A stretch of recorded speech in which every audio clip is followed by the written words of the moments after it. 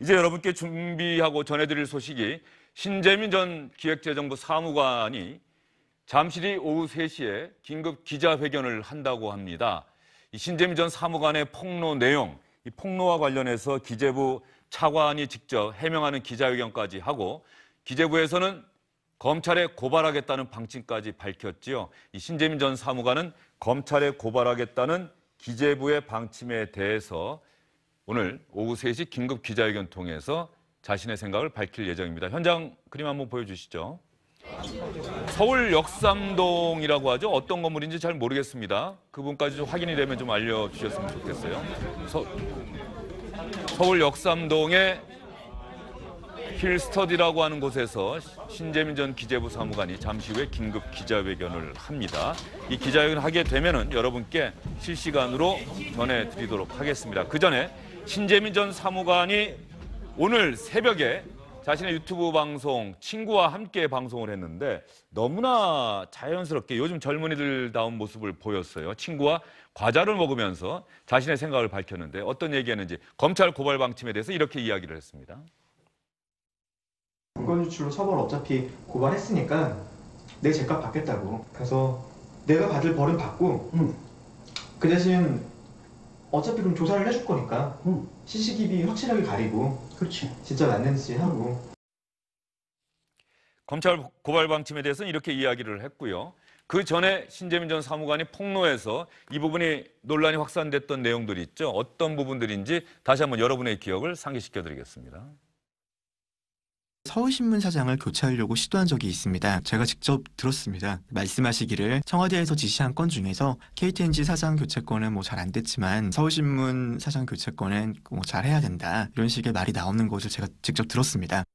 차관보님한테 도대체 너는 정무적 고려도 못하냐고 거기까지 올라가가지고 정권 초에 박근혜 정부가 적혀있던 2017년에 GDP 대비 채무 비율을 지금 올려야 되는데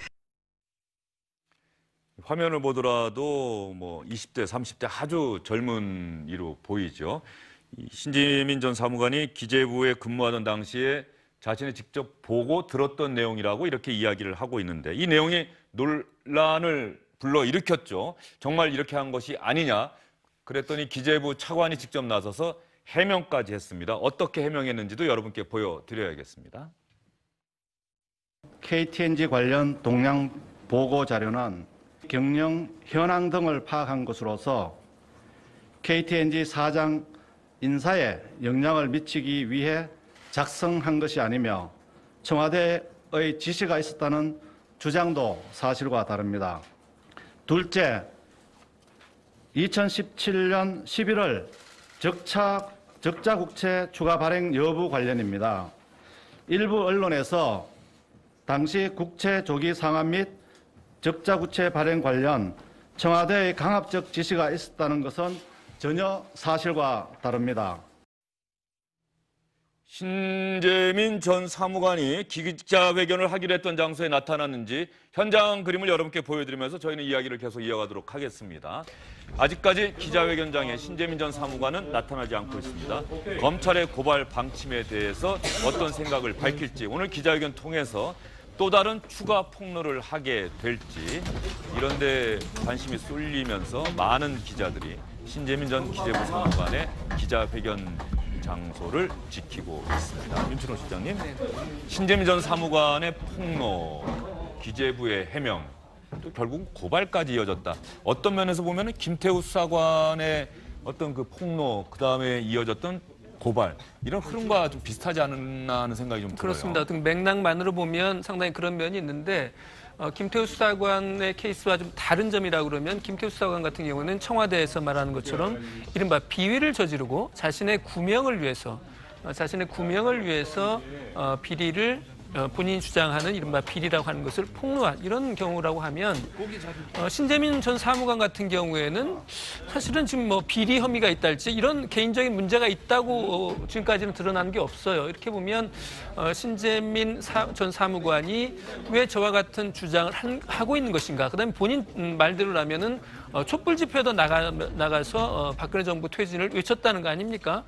그랬다고 하는 엘리트 공무원 출신의 저 청년이 왜 지금 시점에서 저런 폭로를 하는 것인지 예. 어떤 그 동기에 대한 궁금증 상당히 있는 것 같아요. 예, 신재민 전 사무관이 웃으면서 기자회견장에 나타났습니다. 이 언론의 관심이 상당히 당혹스러운 것도 같고요. 직접 들어보겠습니다. 보도 안 해주셨으면 좋겠는데 며칠 동안 집에 안 들어갔잖아요. 저희 집도 그렇고 신림동 집에도 계시더라고요, 기자분들이. 사실 그래가지고 사실 신림동 집도 들어가기가 힘들어서 모텔에서 며칠 잤거든요. 지금 제가 옷이 없습니다. 옷이 없어서 어제 만난 친구한테 빌려 입고 지금 나왔거든요. 그래서 옷이 좀 이렇게 이상해도 좀 이해해 주세요. 그리고 오늘 아까 전에 기자회견에 쓸 말을 프린팅을 막 타이핑을 했어요. 타이핑 하다가 요즘 제가 워낙 컨디션이 안 좋고 그래서 타이핑된 것도 놓쳐버린 거예요. 그래서 지금 제가 문서도 없이 그냥 라이브로 말씀을 드려야 돼서 어쩔 수 없이 말씀을 드리는데 좀 부족해도 많이 넓은 마음으로 봐주셨으면 좋겠습니다. 이게 사진 다 찍으면 시작하면 되는 거가 아니면은 계속 기자회견을 하는 동안도 계속 찍히는 거예요? 그냥 지금 기자회견 하면 되는 거예요? 안녕하세요. 신재민입니다. 저 때문에 연말 연시에 많이 바쁘셨을 텐데 제가 이렇게 좀 쉬셔야 될 날에 일을 하게 만드신 것 같아서 송구스럽습니다. 오늘 기자회견 자리는 이제 기획정부에서 저를 고발한 것과 그동안 제가 올렸던 영상에 대해서 조금 언론사 여러분들을 통해서 공식적으로 입장을 밝히기 위해서 모시게 되었습니다. 첫 번째, 이제 몇 가지 지금 제가 나오는 언급들에 대해서 제일 먼저 언론 학원 강사를 하기 위해서 노이즈 마케팅을 한 거다 이런 말이 많이 지금 나오고 있습니다. 먹고 살기 위해서 노이즈 마케팅용 영상을 찍은 게 아닙니다. 먹고 살려면은 제가 공직에서 국가의 욕을 먹으면서 살았던 기간 동안 느꼈던 부당함에 대해서 말을 하고 그것에 대해서 사회에 알리고 좀 뭔가 내가 부당하다고 느꼈으면 또 다른 사람도 분명히 부당하다고 느꼈을 거고요. 그것을 영상이든 어떤 방식으로든 전달하지 않으면은 다른 일을 할 자신이 없었습니다. 그래서 5개월 동안이나 기획정부를 나오고 나서도 일을 못했던 거고요. 제가 가진 부채의식, 공직의 욕을 받았던 것, 국가의 세금을 받으면서 일을 했던 거에 대한 부채의식을 해소하기 위해서 그것을 해소해야지만 다른 일을 하고 먹고 살 수 있기 때문에 그 영상을 찍었던 거지 먹고 살려고 노이즈 마케팅을 한 건 아닙니다. 두 번째, 이번에 기획지정부 고발에 대한 입장에 대해서 제가 기획지정부 쪽에서 하시는 말씀이 이 사건에 대해서 잘 모르는 상황이다라고 말씀을 하시는 걸로 알고 있습니다. 하지만 적자국채 사건과 관련해서는 제가 담당자였고 부총리님 보고를 4번 들어갔습니다. 기획지정부에서 지금 현재 근무하시는 분들 중에서 그 작년에 있었던 사건의 전말에 대해서 알고 계신 분은 지금 계신 분 가운데서는 3분밖에 안 계십니다. 완벽하게 알고 계신 분은요. 그런 상황에서 제가 제대로 된 사실관계를 모르고 말을 하고 있다라고 말씀을 주시는 것은 저로서는 납득하기 힘듭니다. 검찰 고발에 대해서는 고발이 이루어지면 성실하게 임하겠습니다. 제가 고시를 4년 동안 준비를 했습니다. 4년 고시를 준비를 하고 그리고 4년 일하고 이렇게 나오게 되었습니다.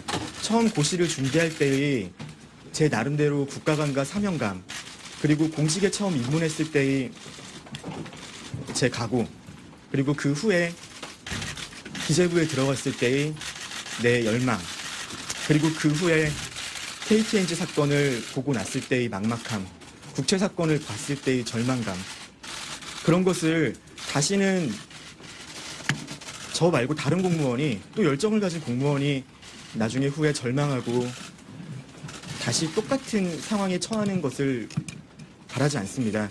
저 말고 다른 공무원은 일을 하면서 회의감에 빠지거나 잘못된 일이라는 것을 인지하면서 일하는 일이 없게 하고 싶었습니다. 그래서 영상을 찍었고 자료를 공개했습니다. 저는 공익제보자가 숨어 다니고 그리고 뭐 굉장히 비장한 채로 말하고 그리고 사회에서 매장당하고 이런 모습이 되면 안 된다고 생각합니다.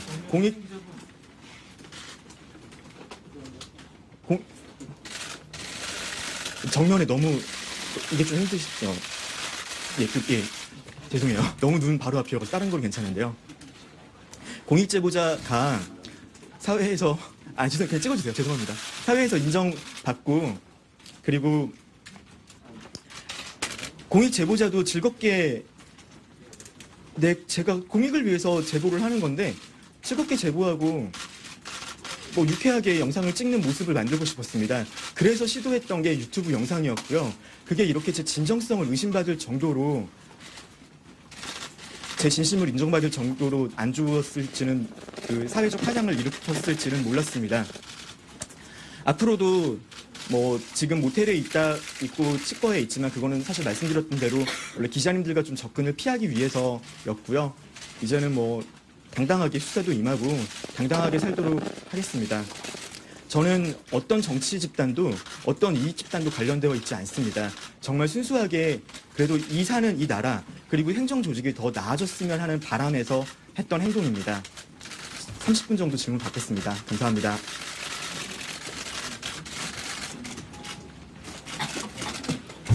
신재민 전 기재부 사무관의 죄송한데 기자회견 여기 혹시 모두 발언 내용을 기자님들 시청자 여러분 중간에 들으셨습니다. 간섭을 해주시는 그런 분들이 기자들의 질문과 대답까지 일단 좀 저희가 먼저 정리를 좀 해드릴게요. 예. 신재민 전 사무관의 기자회견 지금 그냥 이 발언 내용을 지켜보면 말이죠. 지금부터 공익 제보자가 숨어서 지내거나 사회에서 매장돼서는 안 된다고 생각한다. 공익 제보자도 즐겁게 웃는 모습을 보이고 그렇게 살았으면 좋겠다는 생각에 영상을 만들게 됐다. 저는 어떤 정치 집단도 이익 집단에도 연루되지 않았다. 순수하게 이 사회가 더 나아졌으면 하는 생각을 갖고 유튜브 영상을 찍게 됐다. 결정적으로 이런 영상을 찍게 된 이유는 KTNG 사장 교체와 관련한 주장, 또 국제 발행과 관련한 주장 이 부분에 대해서 막막함, 절망감을 느꼈는데 다른 공무원들은 그런 막막함과 절망감을 느끼지 않았으면 좋겠다는 생각에 영상을 찍게 됐다. 이렇게 이야기를 했습니다. 현재 질문이 나오고 있는데 신재민 전 사무관의 답변 잠깐만 더 들어본 다음에 저희가 또 이야기 이어가도록 하겠습니다. 제가 당시에 어떤 일이 있는지는 이미 밝혔습니다. 사실 다른 문제보다도 제가 작년에 1년의 사태를 겪으면서 정말 국민들께 죄송스럽다 그리고 내가 공무원이면서 부끄럽다고 느꼈던 게 바이백이 하루 전에 취소되는 거였거든요. 그리고 그날 금리가 치솟았어요, 실제로요. 금리가 치솟고 바이백이 취소되는 그 모습을 보면서 그리고 그 이사결정 과정이 제가 기존에 공개했던 영상에 보면 비상식적이잖아요. 그렇기 때문에 분노를 했던 거고요. 그 비상식적 의사결정에 기반을 한 행위인데 기획지정부에서 당연히 그거를 왜 바이백을 취소했는지는 말하지 못하겠죠. 두 번째 질문 받겠습니다. 사건 전말을 알고 있는 사람이 단 3명이라고 했잖아요. 누군지 그리고 어떤 역할을 했는지 좀 설명 주세요. 제가 죄송합니다만 오늘은 제가 지금까지 있었던 거에 대해서 좀 부연 설명을 하는 거지 새로운 정보를 많이 드리긴 힘듭니다. 다만 그 내용은 당시에 업무를 했던 경과를 뭐 조직도라든지 조직 구성을 보시면은 알 수 있을 겁니다. 누가 지금 남아 계시고 어떤 분이 나가셨는지. 하반기에 국채 적격수 발행 관련 보고를 기획부에서 하실 때 안이 몇 번 바뀌셨잖아요. 네. 처음에 초로 보고해서 그때랑 상부에 그리고 그 이후에 뭐 차관보가 심하게 깨지고서 다시 바꾸라고 해서 하게 되고요. 이런 여러 절차를 거쳐서 각각 얼마 발행을 하겠다고 바꿨는지가 좀 명확하지가 않아서 그거를 조금 정리해 주실 수 있나요? 그 부분은 제가 뭐 나중에 더 기재부 쪽에서도 계속 뭐 검찰 조사를 받는다고 하면은 문서에 대해서도 기자분들을 통해 가지고 당시 문서가 제공을 드릴 수 있을 것 같습니다. 그 내용을 보시면은 사진이 언제 찍혔는지 기록 같은 게 다 있잖아요.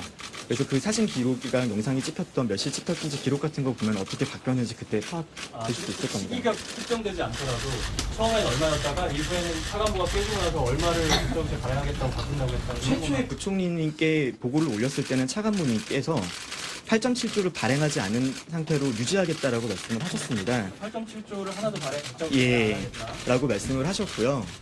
그때 일이 있으신 후에 제가 이미 이건 다 글에 나와 있는 거지만 수출입은행에서 간부회의를 하시면서 그때 한번 그런 일을 겪으셨고 그 다음에 국회 328이라는 곳에 그 기획지정부가 쓸 수 있는 컴퓨터 공간이 있습니다. 그 공간 옆에 부총리님 회의실이 간부 회의실이 있고요. 그 간부 회의실에서 부총리님께서 이제 언급을 하시는 거를 당시에 저도 뒤에서 배석을 하고 있으면서 들었죠. 그때 하셨던 말씀이 그 내용이었죠. 이때 보고할 때 발행을 하나도 안 한다고 했던 거예요? 그때는 이미 한번 차관보님께서 깨져가지고 오셨고요. 깨졌다는 말이 이렇게 원래 글을 쓰는 건데. 예, 지금은 국채 발행과 관련한 부분에 질문이 집중되고 있는 것 같습니다. 신재민 전 사무관의 기자회견 내용 중심으로 해서 여러분께 정리를 해드리고 다음 순서로 넘어가도록 하겠습니다. 윤춘원 시장, 네. 기자들의 질문은 일단 국채 발행 이 부분에 관련해서 질문이 집중되고 있는 것 같습니다. 그 내용을 좀 간략하게 예. 좀 설명을 드려야 시청자 여러분들께서 이해를 하실 수 있을 것 같은데요. 국채 발행을 하게 되면 나라 빚이 늘어나는 거죠.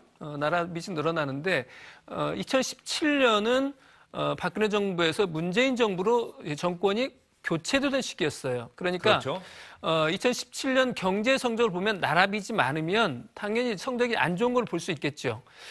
그런데 2017년 앞에서 말씀드린 것처럼 이제 박근혜 정부 시기로 들어갈 수 있는 그런기 때문에 기획재정부에서는 국채 발행을 해서 나라 빚이 많은 것처럼 보이도록 하라라고 하는 청와대의 지시가 있었다는 거고요. 근데 문제는 그 전에 세금이 많이 거쳤기 때문에 나라 빚이 늘어나지 않아도 되는 상황이었다는 거예요. 그렇기 때문에 기획재정부에서는 나라 빚 늘릴 필요 없다, 국채 발행할 필요가 없다라고 하는 주장이었던 데 비해서 청와대가 부당하게 국채 발행을 하라는 쪽으로 압력을 넣었다는 것이고 그 과정에 신재민 전 사무관은 자신이 그걸 담당하고 있었다. 그래서 그 내용을 잘 아는데 나라 빚이 늘면 당연히 이자를 내야겠죠. 이자 내는 거 다 국민들 부담이 되는 겁니다. 그다음에 시장에도 영향을 주는 거예요. 그래서 신재민 전 사무관의 주장은 저러한 청와대의 부당한 지시로 인해서 국가 경제에 악영향을 주고 자신들의 치적을 좀 더 상대적으로 박근혜 정부 때보다도 더 좋아졌다고 하는 걸 보여주기 위해서 국채 발행을 지시했다 하는 그런 주장을 좀 하고 있는 겁니다. 예. 이 부분에 대해서 기재부에서는 어떻게 해명을 하고 있는지 그 부분에까지 좀 설명을 해 주시죠. 지금 신재민 전 사무관의 주장을 그 부분을 말씀해 주신 거고요. 그렇습니다. 그런데 이제 기재부 이야기는 당연히 국채 발행 논의라고 하는 것은 내가 지금 얼마 유동자 재산이 있다고 그래서 꼭 은행 대출을 안 받는 건 아니잖아요. 그렇기 때문에 국채 발행과 관련해서는 논의가 있었고 그 논의 과정에서는 청와대 이야기도 있었는데 다만 그런 것들이 강압적인 지시가 있지는 않았다는 거고요. 그다음 결론적으로는 또 국채 발행도 되지 않았다고 하는 것이 기재부의 해명입니다. 또 한 가지는 신재민 사무관이 지금 반박은 했습니다마는 당시 그 내용을 잘 알 수는 있지 않았다고 하는 그런 취지의 반론도 하고 있는 거죠. 예, 그러나 신재민 전 사무관은 그 일을 자기가 담당하고 있었고 그 전말을 다 알고 있는 분들, 지금 기재부에 남아 계신 분은 3분밖에 없다. 그런데 나보고 모른다고 하는 것은 말이 안 된다라고 기자회견에서 이렇게 얘기를 했습니다. 기재부나 여권에서 그 업무가 아니라고 얘기하는 거는 KTNG 건 이런 예. 얘기를 하는 거 서울신문 사장 건 교체 그렇고요.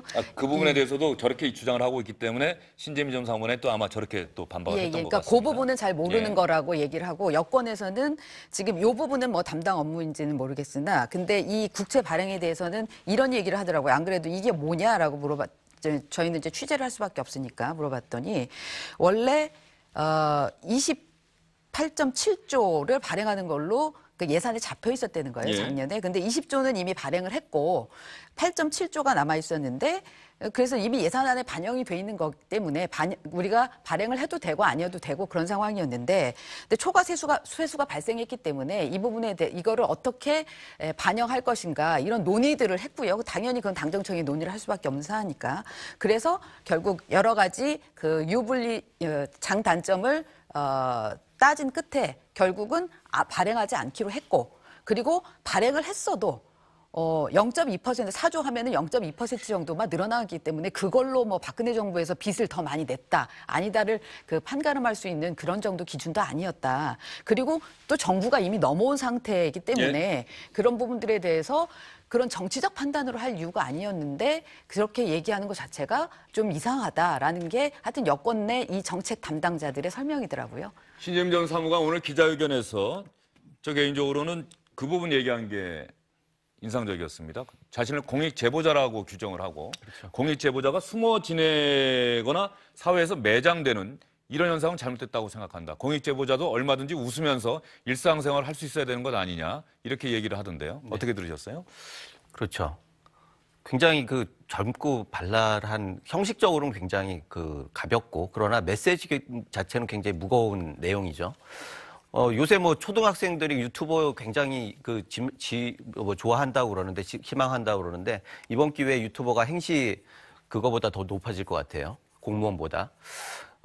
결국은 지금 상황은 그 본인이 KTNG 사건을 보면서 막막하다고 얘기를 했고요.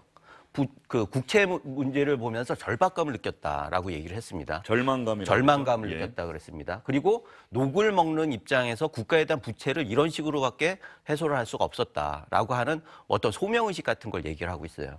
그러면서 그 형식은 어떻게 보면은 예전처럼 죄인 취급받는 거는 옳지 않다. 그래서 자기 스스로는 굉장히 웃으면서 얘기를 했는데 그것에 대해서 문제 제기를 하는 거에 대해서 굉장히 절망을 한다라는 식으로 얘기를 하고 있습니다.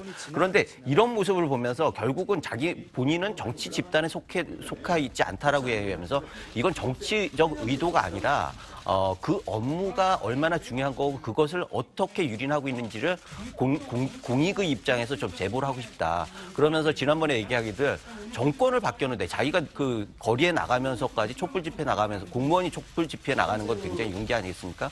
그러면 그렇게 해서 정권을 바꿨는데 결국 변한 게 없더라라고 하는 절망감을 얘기하고 있어요. 그런 면에서 지금 신재민 씨의 사건은 향후 나오는 거에 대해서 굉장히 주시를 봐야 할 부분이 있는 것 같고 김태우 씨와 다르게 김태우 씨는 아까 얘기했듯이 스스로 그 걸리는 부분들도 있지만 여기 걸리는 부분은 없죠. 그리고 김태우 씨는 올드 미디어로 주로 활용을 했습니다. 그런데 신재민 씨는 뉴미디어, 핫한 유튜브를 활용을 하고 있어요. 이런 면에 있어서 굉장히 형식적으로나 메시지 무게로나 굉장히 주목이 되는 그런 인물이 아닌가라는 생각이 드네요. 예, 신재민 전 사무관의 올해 나이가 좀 기사를 찾아봤더니 32살로 나오는 기사가 있어요. 그리고 행시 준비를 4년 동안 했고 이 4년 동안 준비하면서 공무원이 되면 내가 어떻게 일해야겠다라고 하는 그런 사명감 같은 것들 분명히 있었다라고 얘기를 했고 마지막에 제가 기억나는 부분은 지난 국회 운영위원회에서도 잠시 논란이 됐었는데 민주당 의원은 먹고 살려고 이 부분을 편집해서 보여주지 않았습니까? 신재민 전 사무관도 결국은 이런 목적을 갖고 영상을 만들어서 폭로한 것 아니냐. 그러나 자유한국당 쪽에서는 공익 제보자다. 이렇게 규정을 하고 반박했던 기억이 납니다. 신재민 전 사무관의 이 폭로, 기재부에서는 검찰에 고발하기로 했는데 역시 마찬가지로 명예훼손이 아니고 공무상 비밀 누설과 관련한 혐의로 고발을 한다고 하네요. 사실은 법적으로만 따지면 딱 걸리는 거죠.